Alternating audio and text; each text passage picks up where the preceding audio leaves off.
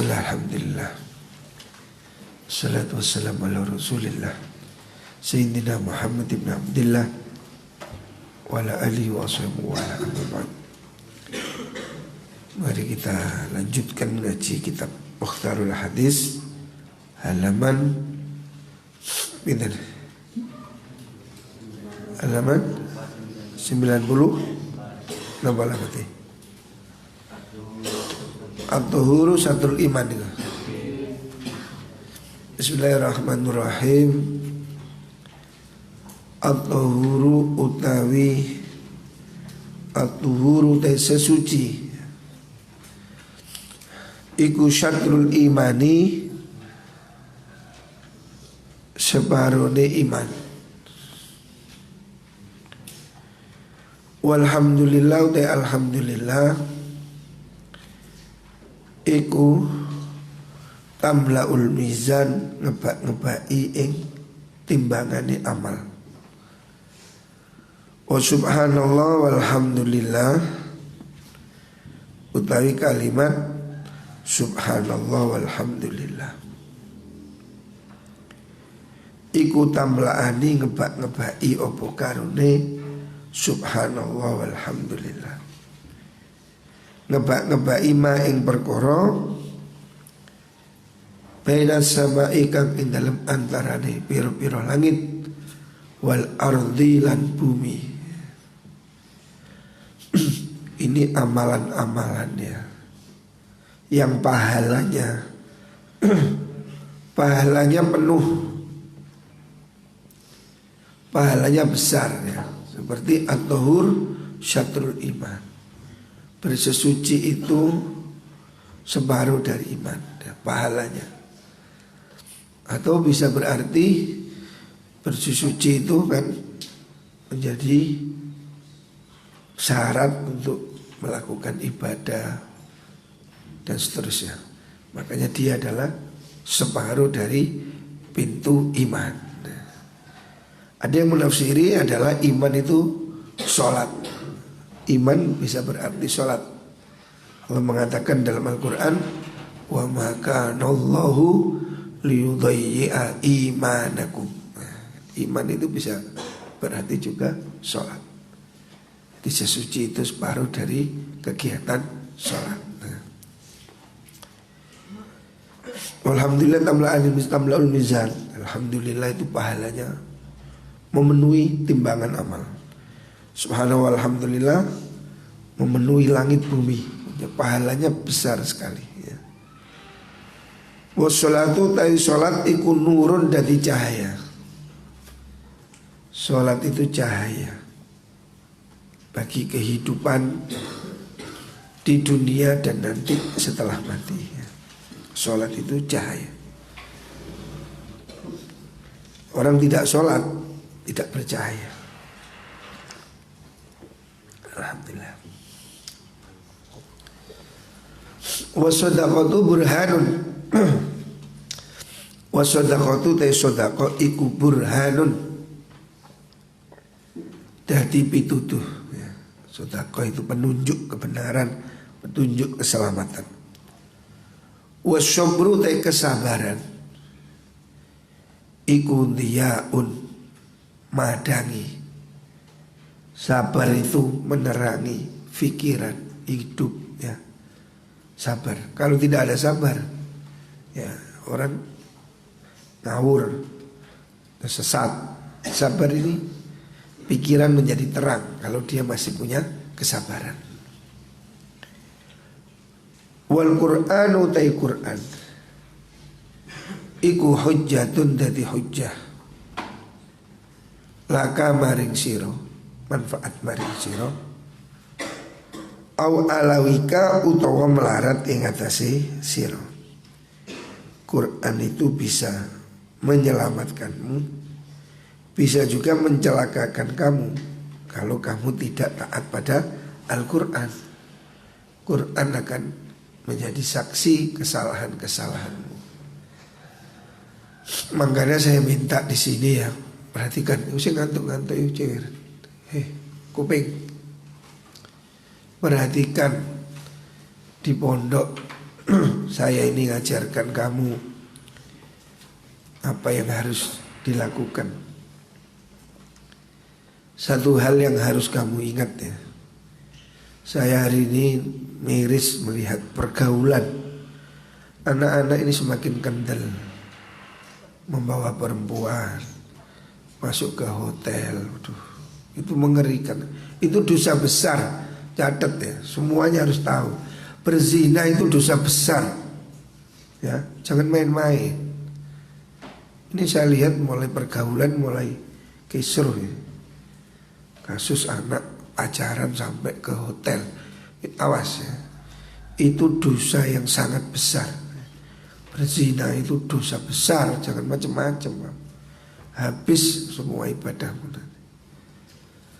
Yang perempuan juga begitu, jangan mau. Ini ya bodoh ini, laki perempuan ini mengerikan saya melihat ini pergaulan, kenakalan. Makanya satu, di pondok tidak boleh bawa HP. Sumber kenakalan ini HP. Janjian sama perempuan pakai HP.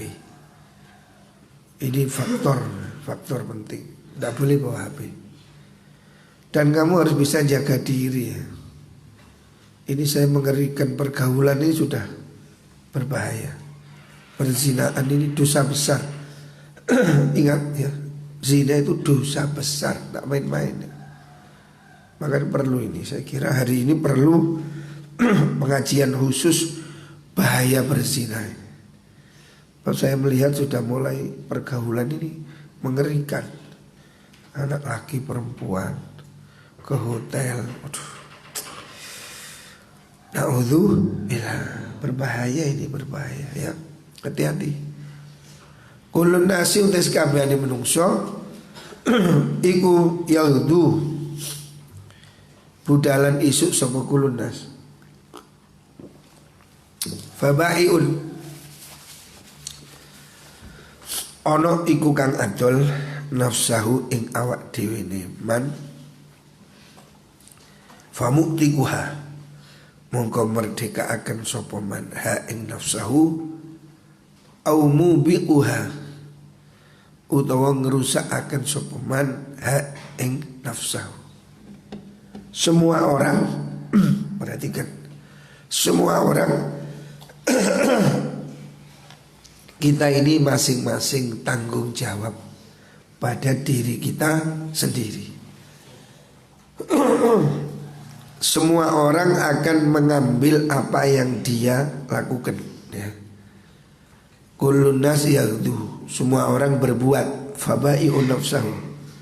Ada yang menjual dirinya. Menjual dirinya maksudnya dia membebaskan dirinya, dibeli dengan surga. Famutikuha, maka dia dibebaskan dari neraka. Au famukikuha, tapi ada juga orang yang melakukan maksiat, melakukan dosa, termasuk perzinaan itu, maka dia menghancurkan dirinya sendiri. Ini sekarang ini sudah darurat perzinaan. Pergaulan di Indonesia ini ya gara-gara faktor apa ini? Drama Korea atau apa ini? Hari-hari semakin kendel laki perempuan. Ini betul-betul berbahaya loh ya. Jangan coba-coba. Dan ini ada sanksi pidana. Kalau kamu, bawanya kamu mualif bawa anak perempuan ke hotel, kamu bisa dituntut penjara. Betul. Orang tua itu boleh menuntut anak yang di bawah umur 18 tahun, walaupun suka sama suka, itu bisa dipenjara 7 tahun. Gak main-main loh ya. Jadi saya ingatkan anak-anak yang pacaran itu. Itu kalau orang tuanya tidak terima, kamu bisa dipenjara 7 tahun. Melarikan gadis di bawah umur. Ini saya melihat anak-anak yang bolos-bolos ini berpotensi seperti itu. Jangan sekali-kali ya berzina dan membawa anak perempuan sampai ke hotel. Itu bisa delik pidana ya. Karena saya mendengar ini sudah ada kasus ya. Astagfirullah, na'udzubillah. Lek kepingin rabi-rabi, Enak tuh, halal daripada cara yang tidak benar itu. Karena ini bisa menjadi urusan polisi. Jadi orang tua ini berhak melaporkan. Seandainya kamu membawa pacarmu, anak perempuan di bawah 18 tahun, itu bisa dilaporkan polisi sebagai pelarian anak di bawah umur. Oh, itu bisa dihukum 7 tahun atau. Makanya ini saya peringatkan anak yang ngeluyur-ngeluyur ini, saya sedih ya. Jangan sampai ya. Ini urusan pidana, urusan polisi nanti ya. Harus hati-hati semuanya ya. Jangan ada yang melakukan ini ngorek kita ini takut dosa. Kita ini takut ya. Semoga-moga kabeh diselametno karo Gusti Allah. Jangan, hati-hati ya Allah. Ngeri, saya ini ngeri. Karena saya juga punya anak perempuan. Ya Allah, melihat pergaulan hari ini saya itu takut. Bagaimana pergaulan sudah sedemikian bebas ini. Ini sangat berbahaya ya. Secara agama ini dosa besar, secara hukum ini juga kriminal. Makanya saya minta hentikan ada bolos-bolos itu. Apalagi sampai bolos dengan perempuan, ini pelanggaran berat. Atau taun, penyakit taun, penyakit pandemi. Taun ini ya kalau hari ini Covid ini. Penyakit taun wal gharqulan kerem, maksudnya mati tenggelam. Siapa orang mati dalam wabah seperti hari ini Covid-19 ini. Wal gharqulan kerem, mati tenggelam. Wal batnu lan mati lara weteng, sakit perut. Wal harqulan kobongan, mati dalam kebakaran. Wan nufasa'u lan mati sebab ngelahirakan, mati dalam keadaan nifas. Iku syahadatun, dadi mati syahid. Maksudnya pahalanya mati syahid. Li ummati, kedui umat ingsun. Jadi hari ini ya, kita ini kan dalam situasi pandemi. Jangan keluyuran. Kita bertahan ya. Situasinya gak enak. Saya sendiri merasa ya agak kurang enak badan. Makanya jangan kemana-mana wis. Kita tidak pergi kemana-mana. Diem aja. Kamu diem di kamar, diem di pondok, ini ibadah ya. Ibadah dengan diam, tidak keluyuran, ini sudah ibadah ya. Seandainya mati karena Covid, ini termasuk mati syahid. Dan juga mati karena melahirkan. Melahirkan ini taruhan nyawa. Orang melahirkan nifas mati, itu juga mati syahid. Rawahu Sufyan. At-ta'atu fil ma'ruf. Selanjutnya at-ta'atu ta'i wajib taat iku fil ma'rufi ing dalam perkara kang bagus.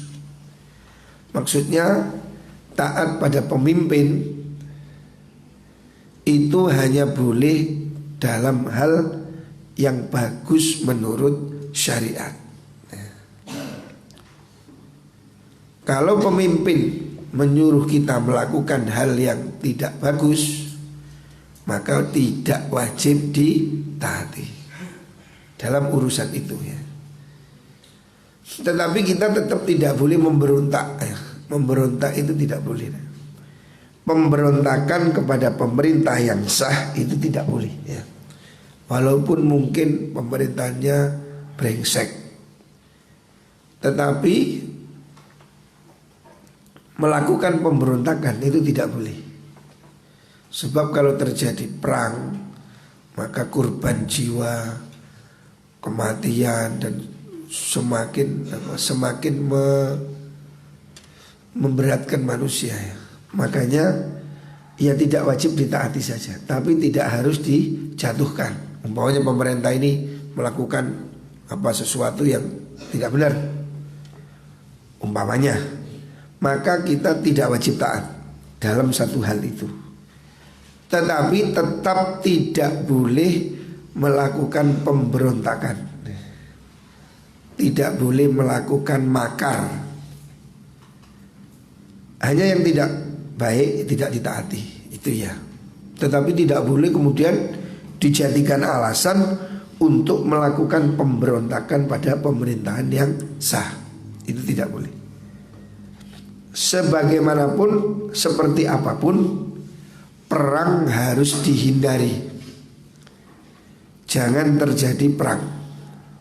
Makanya pemberontakan tidak diperbolehkan ya. Semuanya orang harus tunduk pada pimpinan selama tidak menyuruh pada maksiat. Kalau dia menyuruh maksiat, tidak wajib ditaati, tetapi juga tidak harus dijatuhkan ya. Tidak harus didemo berjilid-jilid ya. Buang-buang tenaga ya. Arwah Muslim. Selanjutnya at-ta'unu baqiyatu rizqin.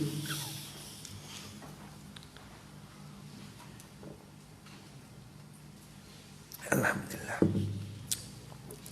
At-ta'unu itu penyakit ta'un,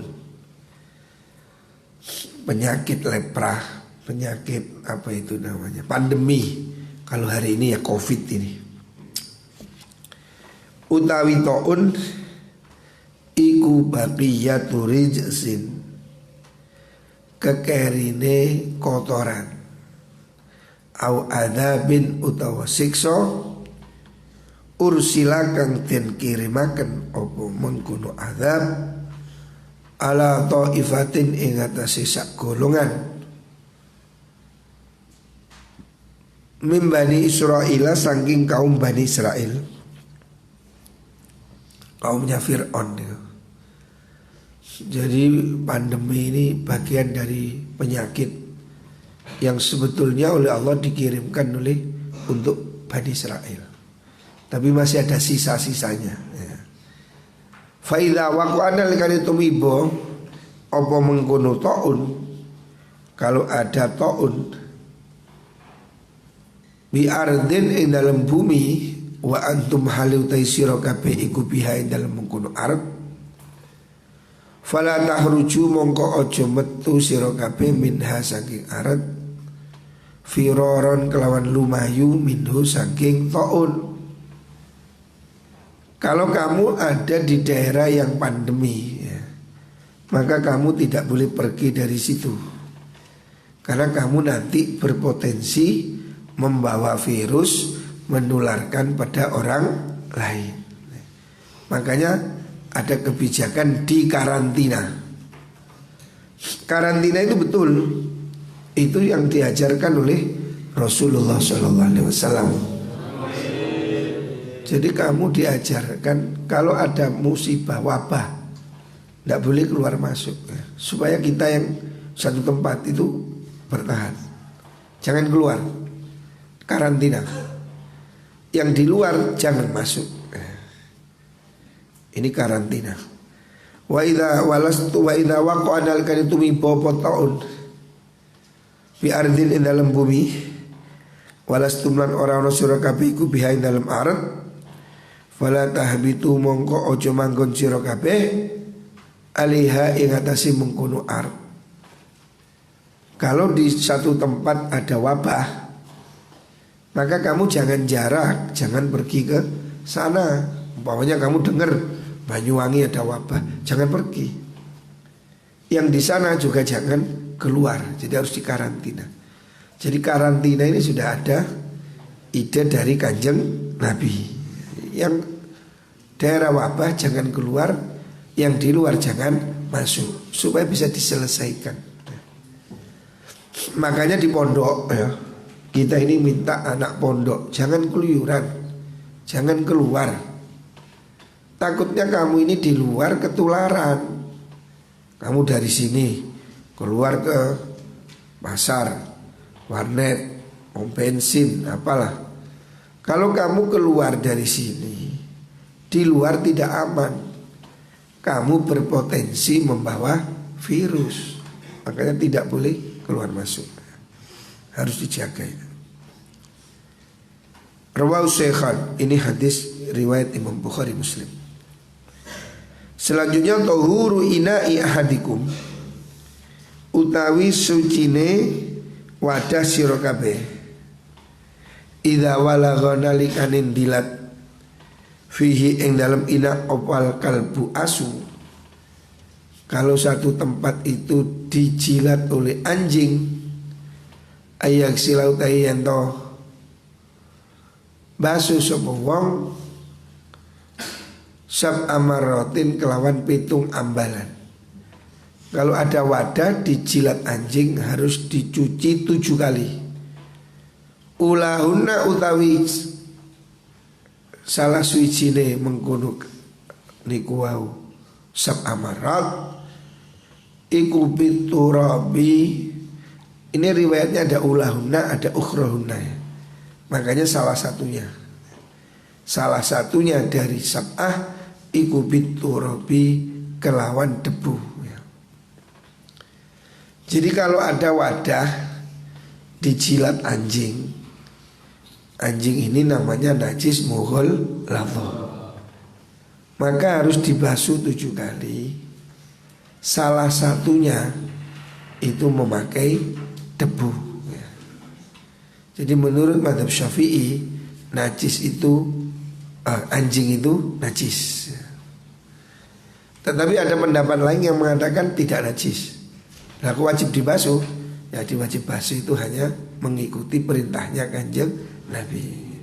Imam Malik mengatakan anjing tidak najis, tapi tetap wajib dibasuh.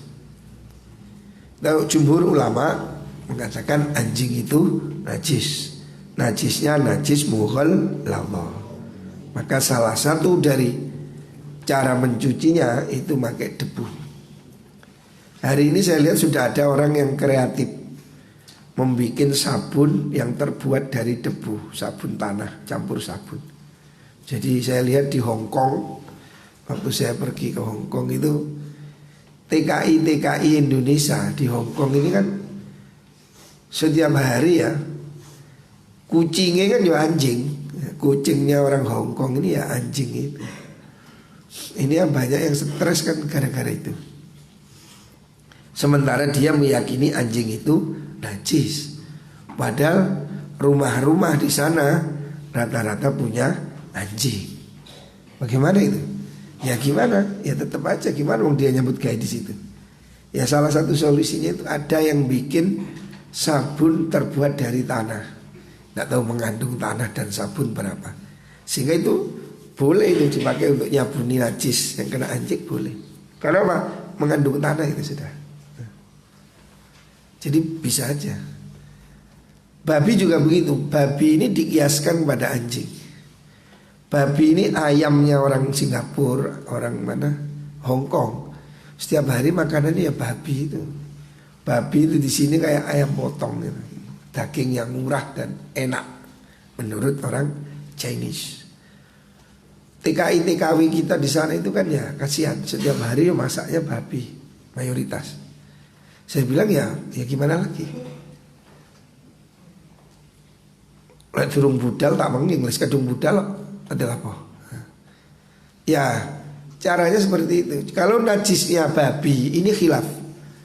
Dalil tentang najisnya babi, najis mughal ladha ini khilaf di kalangan ulama. Ada yang mengatakan sama dengan anjing, harus dibasuh 7 kali. Ada yang mengatakan tidak, karena dalilnya hanya ada pada anjing. Dalil dibasuh 7 kali. Tetapi dikiaskan karena babi katanya lebih jelek. Artinya pada kondisi tertentu boleh saja orang ini mengikuti pendapat yang mengatakan babi tidak najis mughal ladha, sehingga dia tidak kesulitan. Nah, ini ada kemungkinan ya fikih kita ini memakai pendapat yang demikian. Sebab ini masalah umum ya. Di negara-negara Singapura, China itu rata-rata ya makanannya babi dan anjing itu adalah hewan yang kucingnya orang sana. Sementara kita di sini mengatakan kucing anjing itu najis. Nah, bagaimana? Ya najis tetap najis. Tetapi kita bisa ya itu tadi pakai pendapat ulama yang lainnya. Lebih mudah. Kalau menurut Imam Malik tidak najis, tapi tetap wajib dibasuh 7 kali. Salah satunya pakai debu. Debu apa boleh diganti sabun? Wah, ini tidak boleh. Karena zaman Nabi tidak ada sabun. Tapi saya lihat ada yang menciptakan sabun mengandung tanah. Nah, itu menurut saya boleh itu. Karena tanahnya sudah ada di situ. Kan tanahnya itu tidak disyaratkan bentuknya seperti apa. Yang penting ada tanahnya. Nah, ini bagi orang yang kerja di mana? Hong Kong, Taiwan, ini mungkin ya. Kalaupun tidak bisa ya tidak apa-apa, sholat aja sebisanya. Saya kemarin ada orang dari mana itu? Yunani. Kapan hari saya ke Yunani, ada orang tanya saya gimana dia kerjanya sehari-hari, masaknya babi. Itu menyajikan ya namanya negara non muslim. Masakan sehari-harinya babi, minumannya bir, dan dia tidak bisa sholat. Saya bilang ya sudah sholat sebisanya. Selesainya jam berapa? Jam 10 malam. Ya wis sholat jamak malam hari, qadha malam hari. Ya bagaimana lagi? Dia tidak bisa. Sambil saya bilang kalau ada kesempatan cari kerja yang lain.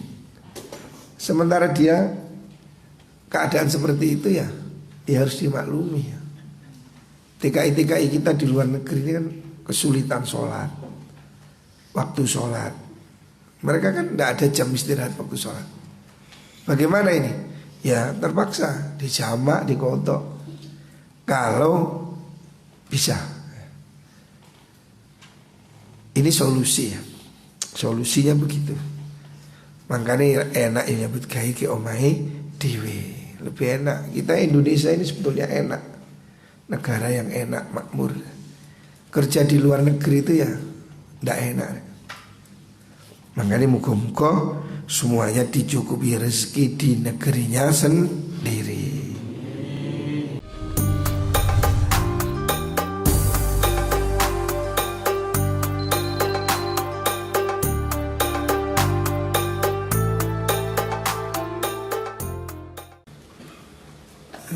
Kita lanjutkan ngaji hari ini halaman 94 nih. Apa lafadznya? Tuba liman malaka lisana nih. Ila hadratin Nabi Muhammadin sallallahu alaihi wasallam wa alihi walidina al-Fatihah. Alhamdulillahirabbil alamin arrahmanir rahim. Iyyaka na'budu wa iyyaka nasta'in ihdinas siratal mustaqim siratal ghairil maghdubi 'alaihim waladdallin. Bismillahirrahmanirrahim. Tuba liman syaghalahu aibuhu niku. Tuba bejo temen, beruntunglah ya. Liman kedue wong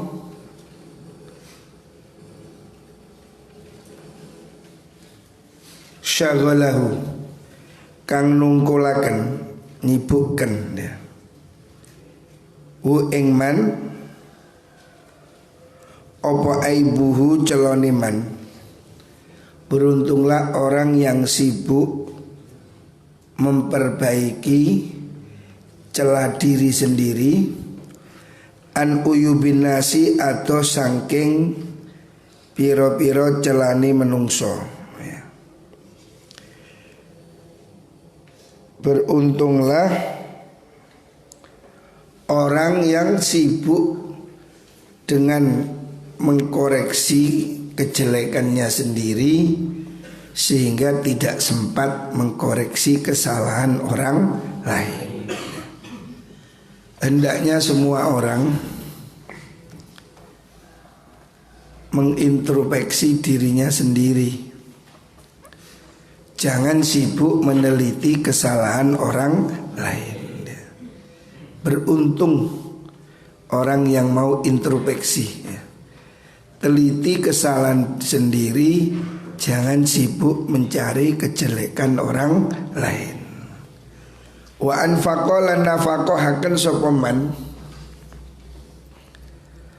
al-fadla ing keluwian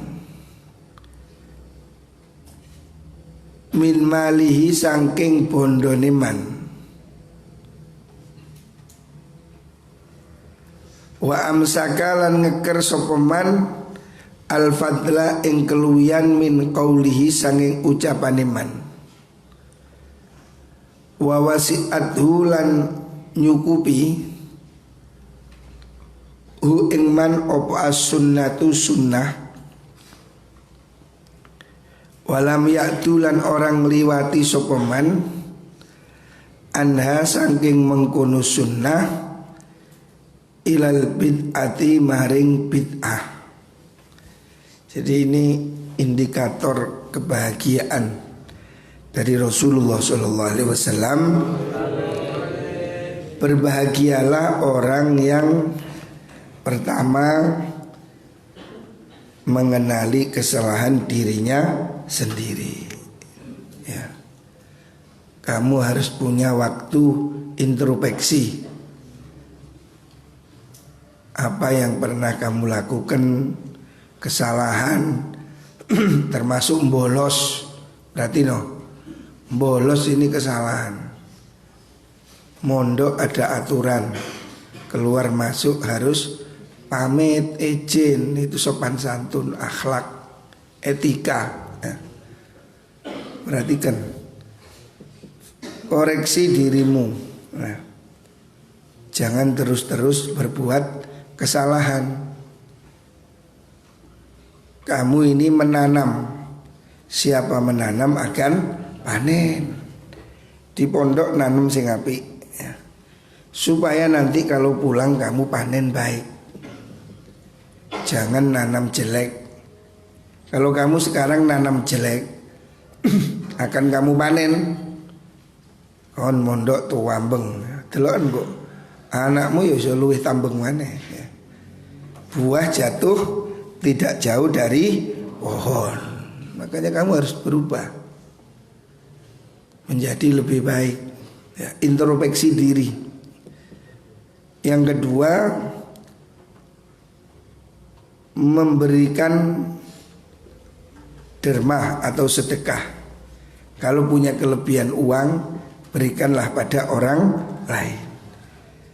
Tapi kalau punya kelebihan omong, hendaknya disimpan untuk diri sendiri. Jangan banyak omelan, jangan banyak omong, ya. Kalau kelebihan uang berikan, kalau kelebihan omong simpan, ya. Jangan banyak bicara pada orang lain. Selanjutnya wa wasi'athu sunnah, cukup melakukan hal-hal yang baik, yang sunnah. Jangan sampai melakukan bid'ah. Bid'ah itu ya sesuatu yang tidak ada dasarnya. Bukan semua bid'ah. Bid'ah itu ada bid'ah hasanah, ada bid'ah sayyi'ah. Bid'ah yang jelek itu ya contohnya game, nah, itu bid'ah. Jelas itu bid'ah dholalah. Gara-gara game gak ngaji, gak turu, nah ini bid'ah, ini jelas. Sesuatu yang baru yang tidak ada dalilnya, ya. Ini harus dijauhi, ya. Ini kamu supaya hidupnya bahagia. Jangan nuruti kesenangan, jangan nuruti nafsu. Hidup harus ikuti aturan agama, aturan Kanjeng Nabi. Rawahu Dailami. Selanjutnya tuba liman malaka lisanahu. Tuba bejo temenan, sungguh berbahagia, beruntung liman kedue wong malaka kang miliki sapa man lisanahu ing lisane man. Beruntung orang yang menguasai lisannya. Artinya dia bisa mengendalikan, tidak bicara kecuali yang perlu, tidak ngomong kecuali yang bagus, ya. Beruntunglah orang yang bisa mengendalikan mulutnya. Wa wasi'ahu baituhu, Wa wasi'ahu lan amothu ingman opo baituhu omaiman. Artinya dia kerasan di rumah. Hari ini penting.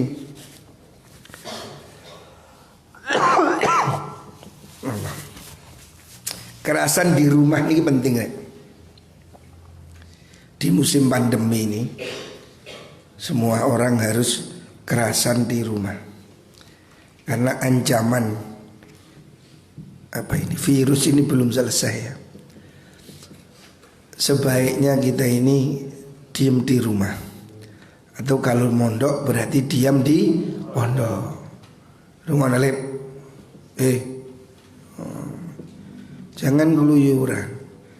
Kalau kamu keluyuran itu mempotensi membahayakan dirimu dan membahayakan orang lain. Karena kamu bisa membawa virus dari luar. Ini harus dicegah ya. Siapapun di pondok tidak boleh keluar masuk. Semuanya ya. Dilarang keluyuran, dilarang makan di luar pondok. Ini harus kita tegaskan. Ini musim pandemi.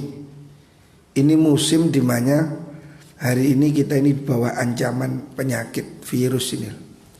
Ini belum selesai ya. Setiap hari kita masih dengar kasus ini meningkat terus meningkat. Sampai rumah sakit sudah penuh. Memang tidak diumumkan karena pemerintah tidak kuat. Ekonomi akan mandek, lumpuh kalau ini diumumkan.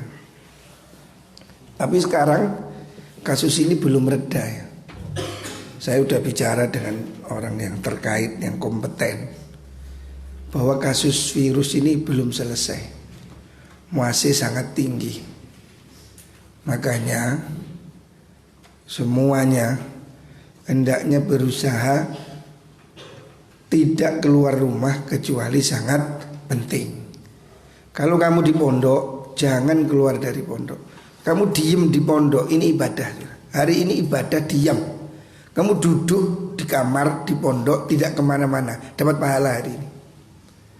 Siapa yang hari ini tidak keluar rumah mendapat pahala, karena dia telah menyelamatkan diri dan orang lain. Sebab kamu ini berpotensi kalau kamu keluar dari kamar, apalagi ke warung, ke warnet, itu potensi membawa virus, baik untuk dirimu atau untuk temanmu. Ingat, ini ada kasus di Banyuwangi, hari ini belum selesai. Ada satu pondok yang hari ini sampai dijaga tentara.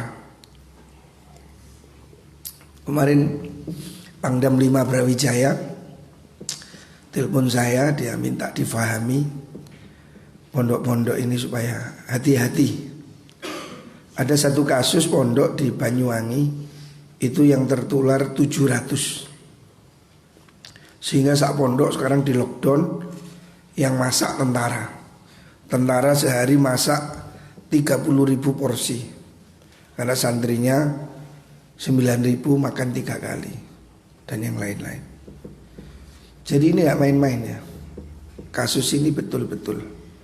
Makanya kamu hendaknya bisa menahan diri. Jangan keluar dari rumah. Jangan keluar dari pondok. Diem di pondok hari ini ibadah ya. Dapat pahala ya. Falam beliau wawasi auba itu kunci kebahagiaan, keselamatan diam di rumah. Wabaka ala khotiatihi, wabaka lan nangisi sapa wong ala khotiatihi ing atase kesalahane mengkono man. Menangisi kesalahannya, mengintrospeksi diri ya. Kamu jangan rumongso, hidup ini masih panjang. Kita tidak tahu. Apalagi hari ini ya, orang kena virus ini dalam hitungan hari mati. Mengerikan ya. Hari ini siapapun ya, punya potensi kena virus dan mati dalam waktu cepat ya. Virus ini hitungannya cuma hari, 13 hari, 14 hari mati. Banyak sudah ya. Hati-hati ya. Jangan sembrono, jangan sembrono. Saya ini harus menjaga bagaimana pesantren kita ini aman ya. Sebab kalau satu saja di antara santri ini kena, maka akan sangat cepat menular, semua kena. Kasus yang di Banyuwangi hari ini seperti itu. Ada satu orang kena, sak pondok kena semua. Makanya harus kita jaga bersama. Kalau ada anak keluar pondok melorot, keroyok, yo jadi kampleng nih, didik-didik ya, taleni, cuancang. Karena dia itu telah berusaha mencelakakan temannya, ya. Awas itu, yang bolos itu. Anak itu besok kalau bolos, talenono ke kamare, cuancangan sikile. Karena kamu membahayakan temanmu, ya. Kalau kamu bolos keluar, kita kan tidak tahu di luar kamu kemana. Nah, potensi membawa virus ke pondok ini membahayakan. Harus kita jaga. Makanya kampung-kampung ada portal. Pondok juga begitu. Siapapun di pondok ini dilarang keluar masuk ya. Yang melanggar harus dihukum, cencang. Jaga diri ya. Ini kunci keselamatan. Jaga mulut, diam di rumah, dan introspeksi kesalahannya diri sendiri ya, ini kunci keselamatan. Rawahu Tabrani an Thauban. Selanjutnya qala Rasulullah sallallahu alaihi wasallam, tuba liman wajada fi sahifatihi istighfaran katsiran. Tuba bejo temenan, beruntung ya, kamu akan beruntung. Liman kedui wong wajada kang nemu sapa man fi sahifatihi ing dalem buku catatan iman. Maksud sahifah ini catatan amal, rekaman. Nemu istighfaron ing istighfar, ucapan istighfar ya. Katsiron kang akeh.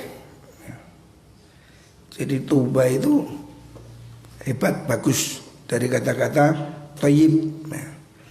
Ada yang mengatakan tuba itu berarti surga ya. Artinya orang yang bagus kehidupannya ya, dan juga masuk surga. Orang yang hidupnya memperbanyak istighfar ya. Meneng-meneng gitu loh rek. Apalagi setelah sholat ya, hendaknya memperbanyak istighfar. Astaghfirullahaladzim, astaghfirullahaladzim. Menyadari dosa-dosa kita rek. Kita ini hidup ini dosa setiap harinya. Dosa mulut, dosa lisan, dosa telinga, mata. Ayo hentikan semua. Astaghfirullahaladzim, astaghfirullahaladzim. Kita harus sadar bahwa dosa ini tidak ada yang mengampuni kecuali Gusti Allah. Perbanyaklah istighfar. Astaghfirullahaladzim, astaghfirullah. 100 kali, 1000 kali ya. Istighfar jangan akeh. Melanggar-melanggar itu istighfar 1000 kali. Perbanyak istighfar. Rawahu Ibnu Majah. Selanjutnya tuba utawi lafaz tuba. Kita tadi bahas kalimat tuba. Tuba itu adalah juga menjadi syajaratun, nama pohon. Fil jannati ing dalam swarga. Di surga juga ada pohon namanya tuba yang besar. Masih rotu mi'ati amin kang perjalanan 100 tahun. Jadi lebarnya pohon itu sapiro deh, perjalanan 100 tahun. Indonesia ke Amerika kira-kira 100 tahun. Kita ke Jakarta berapa tahun? Tidak sampai setahun paling. Jakarta Malang 1000 kilometer. Kalau 1 kilometer itu jalan kaki berapa menit? Jalan kaki 1 kilo berapa menit ya? Ya paling 10 menit ya, atau setengah jam. Berarti perjalanan ke Jakarta mungkin hanya perlu waktu 30 hari sampai. Lah ini pohon yang namanya tuba di surga, ini kalau jalan kaki 1000 tahun, 100 tahun. Sok pikir ya mbuh, gede banget is. Thiyabul jannati utai pakaiane ahli swarga iku tahruju metu apa thiyab min akmamiha sangking piro-piro pangi sajarah niku. Ini pohon yang menjadi produksi baju-baju penduduk surga. Ini kita tidak tahu seperti apa. Pokoknya ada pohon seperti itu. Nanti kalau kamu masuk surga, kamu tahu ya. Muga-muga kabeh mlebu swarga. Tuba syajaratun fil jannah. Tuba utawi pohon tuba iku syajaratun jenenge wit fil jannati dalam swarga. Gharasaha kang nandurha ing sajarah sinten Allah biadi klan dzati Allah wa nafakha lan nyebul sapa Allah fiha ing dalam sajarah miruhi sanging ruhi Allah. Wa inna awsana lan setuni pira-pira pang cabangi sajarah iku latura yakti bisa den tingali apa awsan min warai aswaril jannah sanging burine pira-pira tembok swarga. Terus itu nyukulaken apa mengkono sajarah al-khulya ing pepaes. Buahnya itu seperti perhiasan. Wa thimaru ta pira-pira wit-wit buah-buahane iku mustahdilatun kang mentelung. Maksudnya mentelung itu menjuntai-juntai, udah diambil. Itu besok di surga ada pohon seperti itu. Ya, kita tidak tahu. Besok muka-muka kita lihat di surga. Selanjutnya qala Rasulullah sallallahu alaihi wasallam at-taimus syakir bimanzilatis shaimis sabir.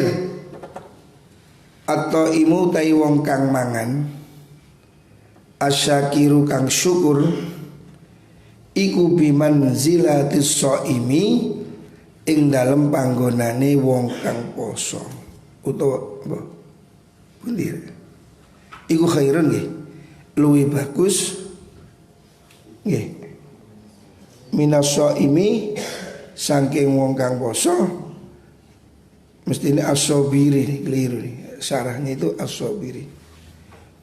As-shaimi as-sabiri kata. Taim asyakir afdalu utawa bimanzilati as-shaimi al-sabir. Nah, kata. Mestinya begitu. Jadi orang yang taim tidak puasa tidak puasa tapi bersyukur. Orang tidak puasa tapi hidupnya penuh kebaikan, itu sama atau lebih baik dibanding dari orang yang puasa yang sabar. Puasa ini kan perlu kesabaran, menahan diri. Tapi puasa ini kan bermanfaat untuk dirinya sendiri. Sementara orang tidak puasa tapi bersyukur.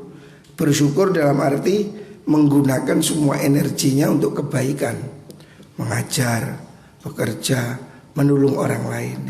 Itu pahalanya tidak kalah dengan orang puasa yang sabar. Maksudnya itu sama aja ya. Orang puasa diem sabar itu bagus, dapat pahala. Sebab dia telah menahan hawa nafsu. Tetapi orang yang tidak puasa ya, tidak puasa tapi berbuat baik, ngaji, sekolah, kerja bersih-bersih, mantu orang lain. Orang bekerja tidak puasa tapi bermanfaat untuk orang lain, itu sama saja ya. Pahala itu tidak hanya puasa, tapi tidak puasa dan energinya untuk menolong orang lain itu juga mendapat pahala. Ya. Jadi tidak semua orang harus puasa. Sama dengan kaya dan miskin. Orang kaya yang bersyukur Dalam arti kaya bersyukur, bantu pondok, bantu yatim piatu, bantu ini lazis. Orang kaya yang bersyukur itu pahalanya bisa lebih baik daripada orang miskin yang bersabar. Miskin sabar itu dapat pahala. Orang miskin neriman, gak ngakali, gak ngapusi, gak nyolong, gak jahat ya. Orang miskin yang menerima kemiskinannya ini dengan terhormat, orang miskin yang tidak berusaha menjadi jahat, ini besok masuk surga ya. Penduduk surga ini. Tetapi tidak semua orang harus miskin. Lalu kabeh miskin sing zakat sopo. Islam juga mengajarkan zakat. Islam mengajarkan naik haji. Naik haji be opo rek? Pakai apa? Naik haji pakai uang. Masuk ketik dungo kaji kon bayar Fatihah. Daftar haji Pak kula. Pundi aturane? Al-Fatihah. Al-Fatihah. Ya ditapuk wis jaga kan. Sedekah yang perlu duit rek. Zakat juga perlu uang. Makanya semua ini baik dari sudut pandang. Orang miskin yang jujur, yang sabar itu baik. Karena dia bisa menahan diri untuk tidak mengganggu orang lain. Dia mensyukuri apa yang dia punya. Dia dapat pahala. Tapi orang kaya yang bersyukur, kaya, hartanya banyak, bangun masjid, bangun pondok, termasuk memberi beasiswa santri-santri. Wah, ini pahalanya malah lebih besar. Sebab apa? Kalau orang miskin sabar itu kan bermanfaat secara minimalis dirinya. Tapi orang kaya yang bersyukur, dengan kekayaannya dia bangun masjid, ada ribuan orang yang ikut menikmati. Dia beri beasiswa lazis, ada ratusan orang bisa menikmati. Dia memberi apalagi donasi yatim piatu dan seterusnya. Jadi orang kaya bersyukur itu menurut fikih lebih baik ya. Walaupun kalau menurut sufi, menurut Syekh Abdul Qadir Jailani ada yang lebih baik, orang miskin yang bersyukur. Oh, itu. Alhamdulillah melarat. Menurut sufi itu baik itu. Bersyukur dalam kemiskinan. Sewenang. Sufi-sufi itu dulu gitu. Kalau dia miskin itu tambah sewenang. Karena merasa dapat nikmat. Jadi kalau nggak makan 3 hari itu syukur. Masya Allah nikmat sekali. Tidak makan. Nalekon yo gremeng. Makanya kita ini belum tingkatnya. Maka tak dungakno santri-santri muga-muga sugih. Sebab hari ini melarat ini menjadi musibah ya. Dulu melarat itu nikmat. Makanya orang-orang walaupun melarat tapi tidak jahat. Tapi hari ini melarat ini bisa jadi sumber kejahatan. Orang nyopet, nyolong, ngapusi, ini semua karena ya, melarat ini bisa mendorong kejahatan. Makanya konteks hari ini ya, muga-muga santri tak dongakno sugih. Sugih ilmu ya sugih dunya. Hari ini orang Islam harus kuat. Kalau enggak, waduh, kena proyek-proyek zending, proyek kristenisasi, itu bisa ini orang enggak kuat iman, kadal fakru ayyakuna kufran. Miskin itu dekat kepada kekafiran. Makanya ya hari ini kita perlu pejuang ekonomi ya. Santri-santri harus melek finansial. Makanya saya ingin tak belajar ya Rek Pondok ini.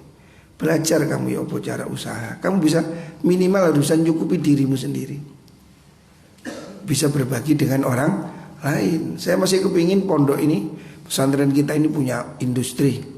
Umpamanya kopi. Di Malang Selatan ini kan banyak kopi. Saya kepingin bikin industri kopi sehingga menghasilkan uang, kalau perlu bisa ekspor. Kita bisa menerima anak-anak yang tidak mampu, kurang mampu, bisa mondok ya. Kita harus punya kekuatan. Termasuk pembangunan ya. Bangun yang gak duit. Walaupun saya nggak pernah minta ya, tapi yo gak duit gue. Coba delok tok. Alhamdulillah 1-2 wali santri sudah ada yang nyumbang. Alhamdulillah. Moga rezeki ini tambah. Hari ini kita sedang bangun masjid.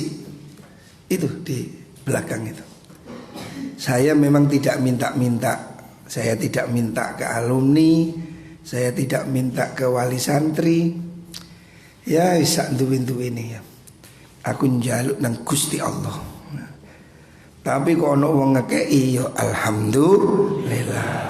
Muga-muga Gusti Allah memberi tambahan rezeki ya. Amin Allahumma amin.